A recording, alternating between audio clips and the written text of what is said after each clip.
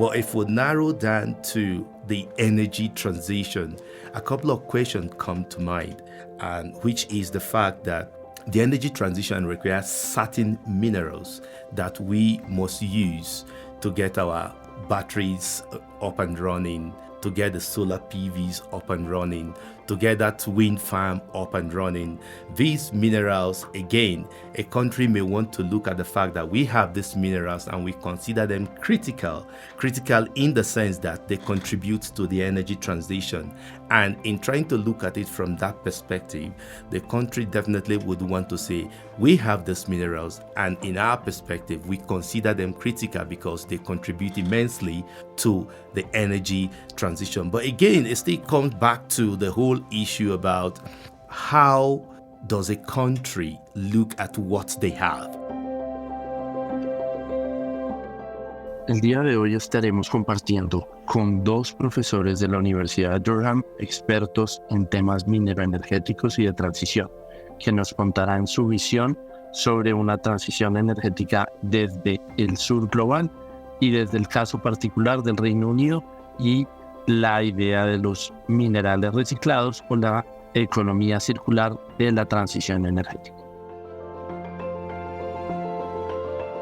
Del Carbono al Watt, un podcast del Departamento de Derecho Minero Energético de la Universidad Externado de Colombia, dedicado a informar, aportar y discutir la transición y la justicia energética en Colombia y el mundo. Acompáñenos de la mano de nuestros invitados a aclarar ideas, conceptos y discusiones sobre el futuro de la minería, el petróleo, la energía y su relación con la transición y la justicia energética. Soy Juan Felipe Neira. Soy Luis Bustos. Y bienvenidos a la tercera temporada de Del Carbono al Watt. Traiga su libreta y comencemos. Smith Azubuike es profesor asistente de Derecho Energético en la Universidad de Durham. También es abogado calificado en Nigeria. Anteriormente se desempeñó como profesor en el Queen's University de Belfast y ha estado enfocado en investigación y formación en asuntos de derecho energético, sostenibilidad y riesgos del sector. Cuenta con un LLB de la River State University de Nigeria y un LLM y un PhD del Center for Energy, Petroleum and Mineral Law and Policy de la Universidad de Donde. Adebola Adeyemi es abogado en Nigeria, cuenta con un doctorado de la Universidad de Swansea y una maestría en gobierno corporativo de la Universidad de Manchester. Su tesis se trató sobre la promoción de la sostenibilidad y el desarrollo a través de proyectos financiados. También ha trabajado en el College of Wales en Swansea y el Royal Holloway University of London.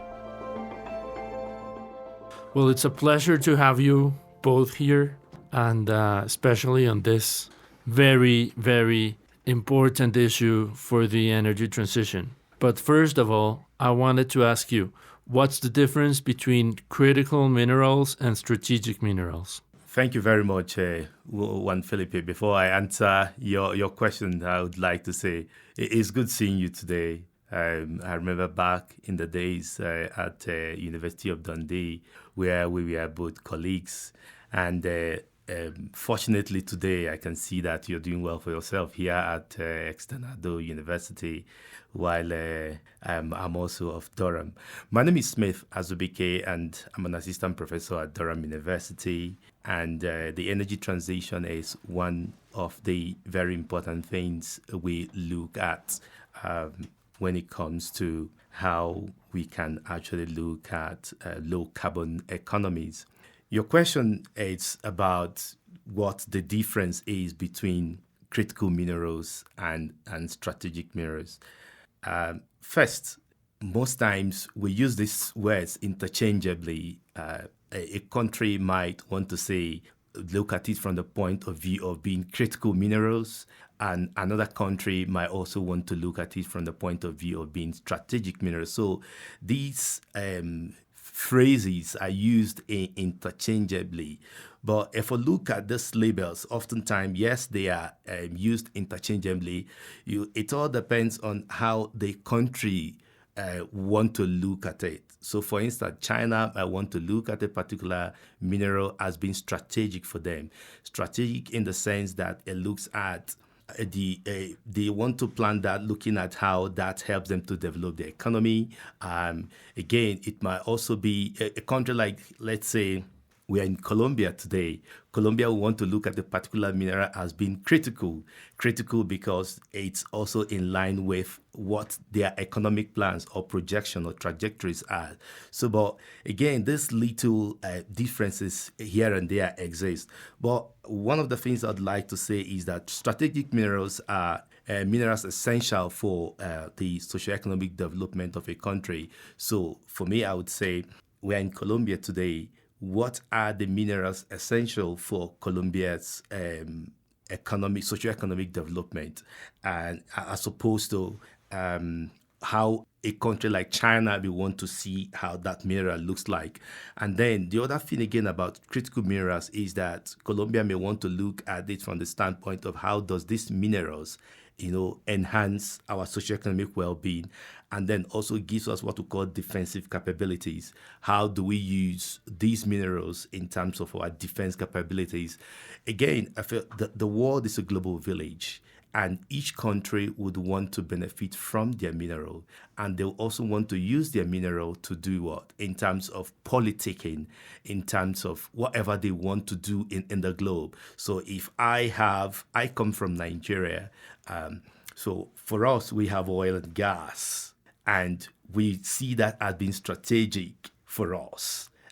We see that as being strategic. But if we narrow down to the energy transition, a couple of questions come to mind, which is the fact that the energy transition requires certain minerals that we must use to get our batteries up and running, to get the solar PVs up and running, to get that wind farm up and running. These minerals, again, a country may want to look at the fact that we have these minerals and we consider them critical in the sense that they contribute to the energy transition. And in trying to look at it from that perspective, the country definitely would want to say, we have these minerals, and in our perspective, we consider them critical because they contribute immensely to the energy transition. But again, it still comes back to the whole issue about how does a country look at what they have at a particular time.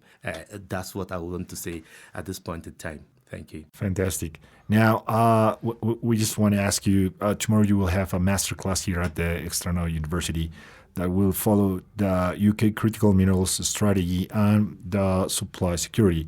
So that will be the question. What about the UK critical mineral strategy and supply security? What you can tell us about it?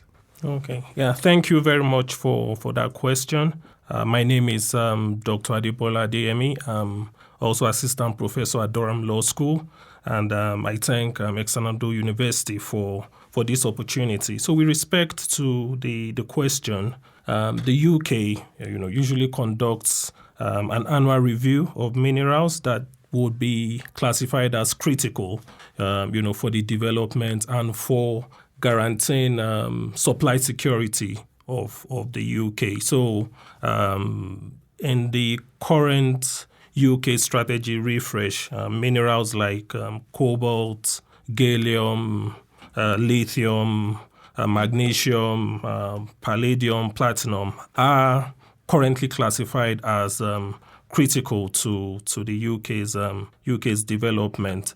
And the way the UK does this is to take into account the rapidly increasing demand for these minerals, the international competition for these minerals, and the geopolitics and, obviously where these minerals are currently located. And the UK takes the view that to transition to the sort of energy scenario that the UK wants, it needs to be able to guarantee continued supply of this critical mineral to ensure that the supply chain is also resilient. So the current critical minerals strategy, the objectives are The UK is looking at improving the resilience of critical mineral supply to the UK, delivering a clean energy transition,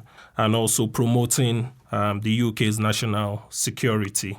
And different policy instruments have also been designed around ensuring this supply stream is maintained, by the UK. So all of this is touched on in the strategy refresh and the critical mineral strategy 2022 and 2023.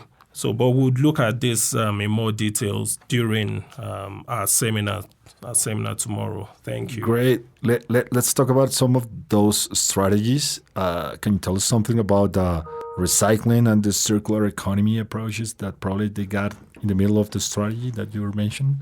Okay, so with respect to recycling, the strategy realizes that these critical minerals, the availability is not in large supply. So, and also to correspond with the energy transition, the UK promotes recycling of these minerals to ensure that not only are we mining them sustainably, after mining them and using them, these minerals can also still be recycled, and then, you have a long lifespan for these minerals. So different efforts have been put into recycling. For instance, I think for lithium, for instance, there are policies within the strategy refresh that encourages investments in recycling of lithium within the UK.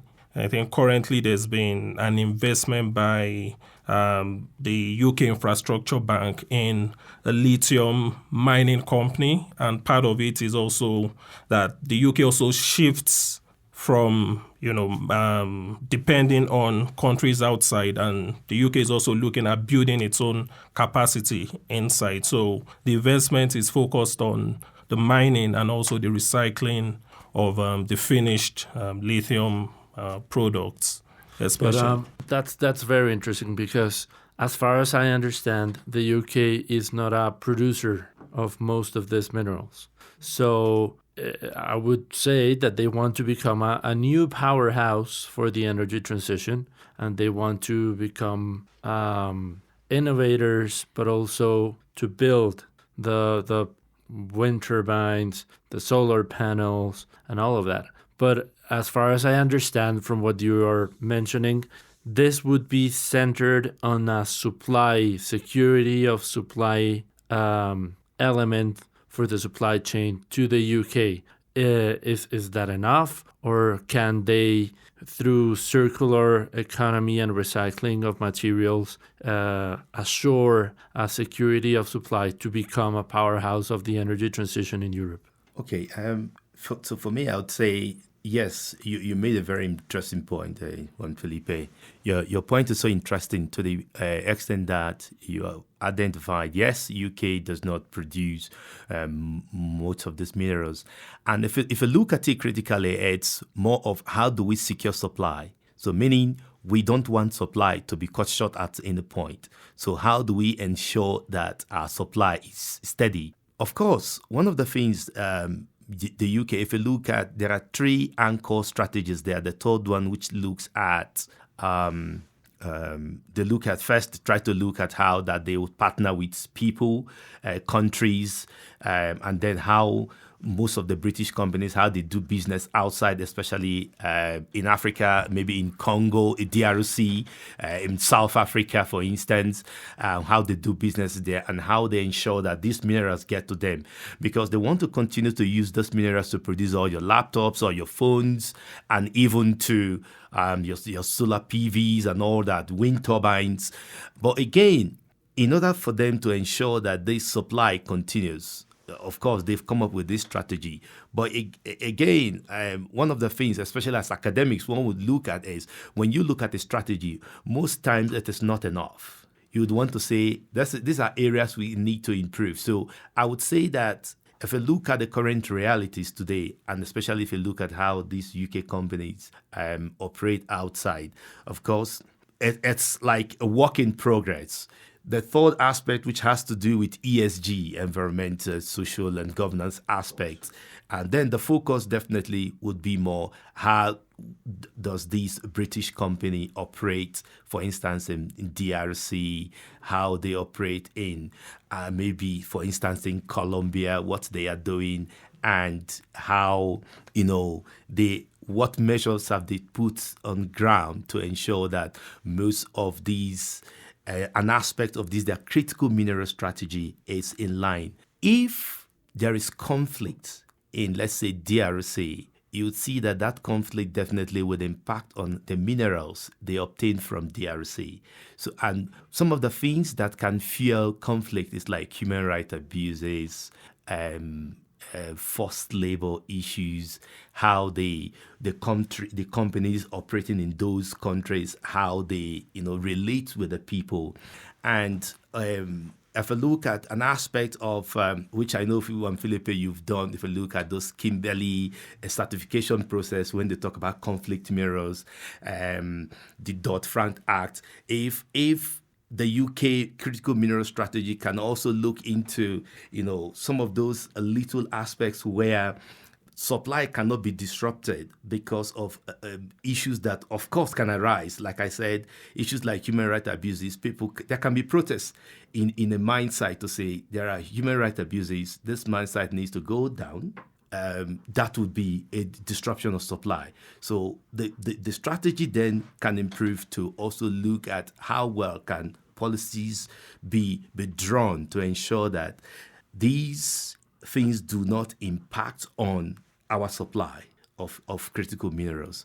And then the last thing I was also going to say that it will also be good that we, even outside the shores of the UK, in terms of recycling, partnerships are built to ensure how we recycle this mineral. Because $1 million question which we continue to ask ourselves is, when the solar PVs go out of their lifespan, what do we do with them? How do we recycle them? How do we recycle these batteries? How do we handle them? No, absolutely. I think that not many people have given a good thought to what happens after. But we are among fellow Dundonians and people who have experienced the academic environment in the UK. But also, you guys are from Nigeria, we are from Colombia. And I hope I'm not overreaching, but I would say that in your country and in our country, there's a lot of people, members of the community, even political parties that say that the extractive industries are not giving them enough. They're not getting back what they should from these industries, and that most of the money is going offshore to the UK or to the US or to developed countries. So this supply strategy from the UK is very interesting, but how do you see it as Nigerians, as people from a country that has resources, and those resources are also sent abroad to manufacture a product and then be sold in your country, as it happens to us in Colombia? Excellent question there, Juan Felipe. And I'll look at it holistically, more broadly, to say that if I own a mineral like Colombia, for instance, you've got minerals and you want to have fair value for your mineral, fair value. And like I also stated initially, one of the things that, of course, can be built into an updated strategy would be how we develop a fair market price for these critical minerals. How do we develop a fair market price? Fair in the sense that this market price now, becomes a positive for the owners of the mineral, not just a situation where, the mineral is taken to another country, refined, and then even sold back to the owners of the raw material, so to speak. And so more broadly, the part of the strategy can also look at how the owners of this mineral can have a fair market value for their money. And in terms of building partnerships partnership, you can as well build partnership with these countries to ensure that these minerals are also, refined in the countries where they are extracted, in the countries where they are extracted, and then the finished product is now sent out. In that case, the countries will also have a fair value for what they have, because there's a difference in me selling my raw material, and there's also a difference in me selling my finished product. If I sell my finished product, I'll get more money. But if I sell my raw material, I'll get less money. So that's when we look at fair market value for. Let's say that the strategy it is not only about reduce the supply chain vulnerability, it is also about sustainability, right? And being fair environmentally and socially, right? What do you think about it? What do you think that this strategy take into account this, or what do you think about it? What are your thoughts about it? With respect to the environmental side of things, one aspect of the strategy is to ensure that, especially British companies operating in areas where these minerals are available, take into account environmental issues, ensure that what is supposed to be done is actually done. The mining process is done in an environmentally friendly manner.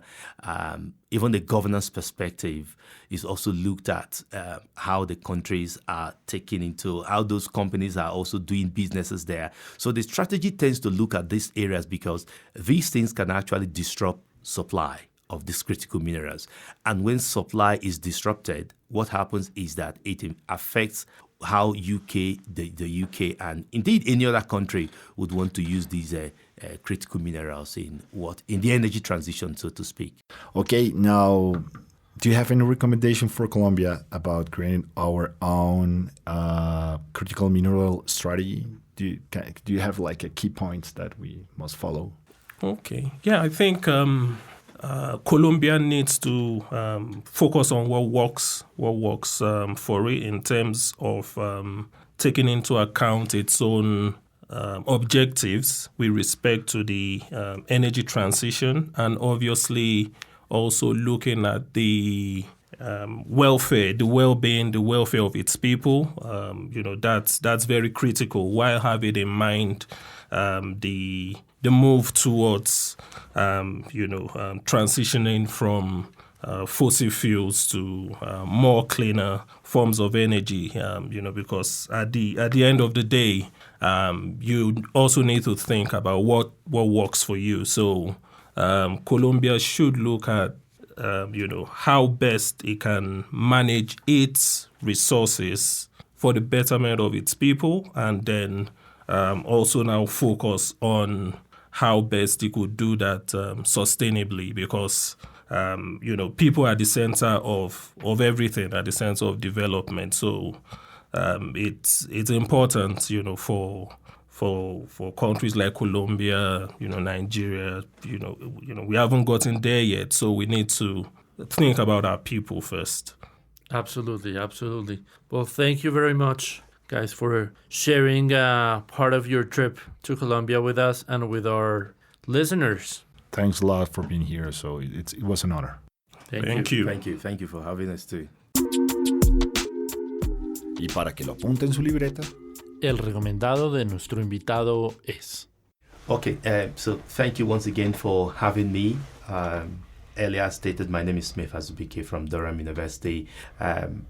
Part of what we're doing here today is very important, and one of the things I'd like to recommend is for us to have a look at. There's a new book we published, which I am also the lead editor of the book. It's called Decarbonization Pathways for African Cities. So Decarbonization Pathways for African Cities. Colombia and Africa shares similar environmental experiences, and it's something I'd want to encourage everyone to have a look. It's called Decarbonization Pathways for African Cities. Thank you. Aquí termina Del Carbono al Watt. Síguenos en Spreaker, Spotify y Apple Podcast. También disponible en las redes del Departamento de Derecho, Minero, Energético de la Universidad Externado de Colombia. Del Carbono al Watt es un podcast original del Departamento de Derecho, Minero, Energético de la Universidad Externado de Colombia. Producción general, Luis Bustos y Juan Felipe Neira. Productor técnico, Ancísar Aponte y la Facultad de Comunicación Social de la Universidad Externado de Colombia. Musicalización, Pixabay. Gracias por seguirnos.